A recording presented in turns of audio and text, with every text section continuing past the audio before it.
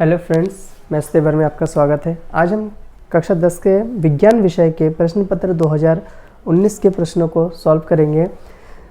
देखिए, ये एक प्रकार से आप लोगों के लिए नोट्स का भी काम करेगा। ठीक है, अगर आप लोगों को ये नोट्स चाहिए तो आप बता देना, इसका PDF बना के आप लोगों को भेज दिया जाएगा। ठीक है, तो सबसे पहला क्वेश्चन इसमें देखते हैं। ये जो क्वेश्चन है ये ऑब्जेक्टिव क्वेश्चन है। ठीक है, 4 ऑप्शन दिए होंगे और उसमें से एक का आंसर सही होगा। तो आइए इसको सॉल्व करते हैं। सबसे पहला क्वेश्चन है क नंबर वाला, अम्लीय विलयन का pH मान होता है। देखिए, हमें पता है अम्लीय विलयन का जो pH मान होता है 0 से 7 के बीच में होता है। यानी कि कहने का मतलब है जो अम्लीय विलयन होता है इसका pH मान 7 से कम होता है। ठीक है, और अगर 7 होता है तो उदासीन होता है, 7 से 14 के बीच में अगर होता है तो क्षारीय होता है। ठीक है, तो इसका आंसर ये हो जाएगा। ठीक है, इसके बाद नेक्स्ट क्वेश्चन है क्वेश्चन नंबर 2 ख नंबर, एथेनॉल का रासायनिक सूत्र है। देखिए, एथेनॉल में 2 कार्बन होते हैं, एक कार्बन को मेथ पढ़ते हैं और 2 कार्बन को एथ, और उसमें OH लगा होता है तो ऑल। यानी अगर एक कार्बन होता है तो मेथेनॉल, 2 कार्बन है तो एथेनॉल, तो C2H5OH आ जाएगा। ठीक है, नेक्स्ट क्वेश्चन है क्वेश्चन नंबर ग नंबर, मानव नेत्र के जिस भाग में किसी वस्तु का प्रतिबिंब बनता है वह है। देखिए, दृष्टिपटल होता है। ठीक है, दृष्टिपटल मैं थोड़ा समझा देता हूँ आप लोगों को। दृष्टिपटल में देखिए जो मानव नेत्र होते हैं, ठीक है, इसमें दृष्टिपटल क्या होता है, ये जो साइड होता है ये दृष्टिपटल होता है। जब भी मानव नेत्र का कोई भी प्रतिबिंब इस दृष्टिपटल पर बनता है तो वस्तु स्पष्ट दिखाई देती है, और दृष्टिपटल के अगर अंदर बनता है तब वस्तु स्पष्ट दिखाई नहीं देती है, और बाहर बनता है तब भी वस्तु स्पष्ट दिखाई नहीं देती है। ठीक है, तो दृष्टिपटल पर बनता है। नेक्स्ट क्वेश्चन है क्वेश्चन नंबर घ नंबर, इसमें कह रहा है कि वैद्युत विभवांतर का SI मात्रक है। वैद्युत विभवांतर का जो SI मात्रक होता है वो वोल्ट होता है। ठीक है, देखिए आप लोग ये दिख रहा है ना, ये ऑप्शन नंबर 3, 4, ये पेपर नंबर जब 2019 को हम देखेंगे तो वहाँ पे ये सब ऑप्शन दिखाई देगा। ठीक है, मैं आपको एक बार ये पेपर भी दिखा देता हूँ। ठीक, तो पेपर को जब हम देखेंगे तब ये ऑप्शन नज़र आएगा। मैंने पेपर से नोट करके बनाया है तो इसीलिए इसमें इस प्रकार से मैंने लिख दिया। आप लोगों को एक बार दिखा देता हूँ कि किस प्रकार से होगा। देखिए, पेपर में ये इस प्रकार से, जैसे अम्लीय विलयन का जो pH मान होता है ना, ये 4 ऑप्शन होंगे, उसमें से एक ऑप्शन सही होगा। तो मैंने क्या किया, इसमें से जो ऑप्शन करेक्ट था उसको लिख लिया है, बस आप लोगों को समझाने के लिए। ठीक है, तो ये ऑप्शन है, तो इस प्रकार से मैंने लिख दिया है। तो विद्युत विभवांतर का जो SI मात्रक होता है वो वोल्ट होगा।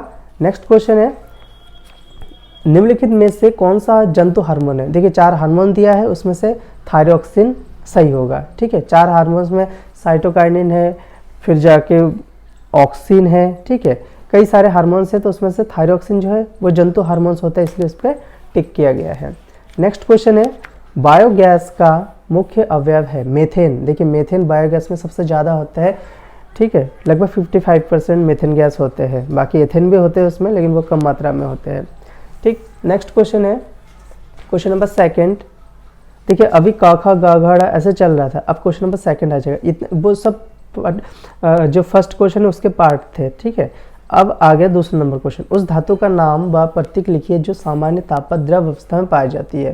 देखिए, हमें पता है जो धातु होते हैं पारा यानी मरकरी जो होते हैं वो कमरे के ताप में द्रव अवस्था में पाया जाता है, उसका जो प्रतीक चिन्ह होता है वो Hg होता है। ठीक है, नेक्स्ट क्वेश्चन है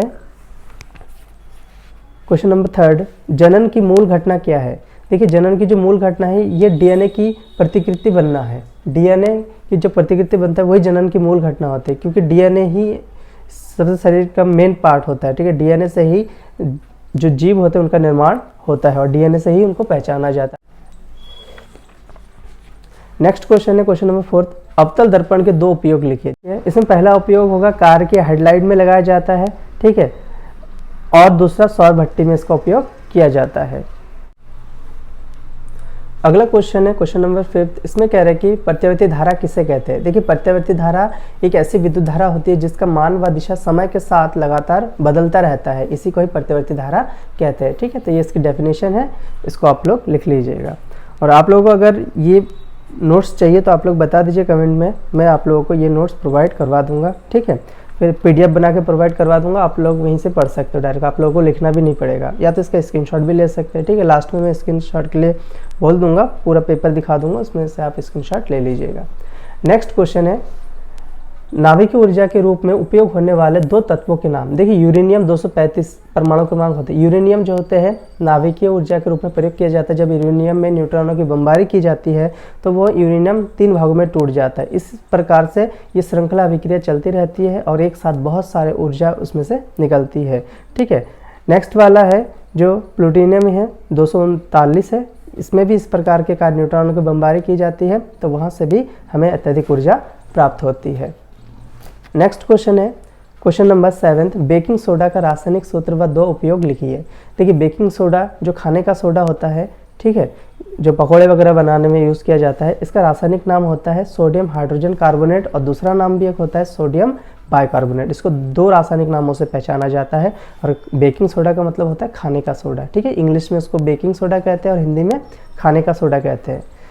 और इसके जो उपयोग होंगे, उपयोग देखिए डबल रोटी बनाने में इसका उपयोग करते हैं तो डबल रोटी क्या होता है, फूलता है उससे। ठीक है, और नेक्स्ट है पेट में अम्लता हो जाने पर दवा के रूप में। देखिए जैसे पेट में कभी भी अगर एसिडिटी हो जाती है तो उस टाइम पे बेकिंग सोडा का प्रयोग करते हैं, जिसके कारण क्या होता है वो जो अम्लता आ जाती है पेट में वो क्षारीय में कन्वर्ट होकर हमें आराम पहुंचाता है। ठीक है, नेक्स्ट क्वेश्चन है कार्बन यौगिकों की नाम पद्धति के आधार पर निम्न यौगिकों का नामकरण कीजिए। देखिए ये यौगिक दे रखा है एक, इसमें पहचानते कैसे। देखिए 2 कार्बन है और OH ग्रुप है। OH ग्रुप में ऑल आता है, 2 कार्बन एथेन पढ़ेंगे। ठीक है, C2H5 एथेन होता है तो एथेन प्लस ऑल एथेनॉल हो जाएगा। ठीक, नेक्स्ट क्वेश्चन इसमें देखिए इसमें भी 2 कार्बन है बट यहाँ पे क्या है CHO ग्रुप है लास्ट में। देखिए 2 कार्बन है और OH ग्रुप नहीं है। देखिए ये वाला और ये वाला डिफरेंट है, इसमें ऑक्सीजन के साथ डबल बॉन्ड है, इसमें सिंगल बॉन्ड था, यानी ORH एक साथ था, इसमें ORH एक साथ नहीं है, O अलग है H अलग है। इट मीन्स क्या है, ये एल्डिहाइड ग्रुप है। तो इसमें क्या आएगा लास्ट में अल आता है, यानी 2 कार्बन है तो एथेन प्लस अल एथेनल। ठीक है, इस प्रकार से इसको पढ़ेंगे। नेक्स्ट क्वेश्चन है अपटू ग्रंथि से स्रावित होने वाले हार्मोन्स का नाम। देखिए जो अपटू ग्रंथि होते हैं वो थायरोक्सिन ग्रंथि होते हैं एक्चुअल में। ठीक है, हिंदी में उसको अपटू ग्रंथि कहते हैं और इसमें से थायरोक्सिन हार्मोन स्रावित होता है।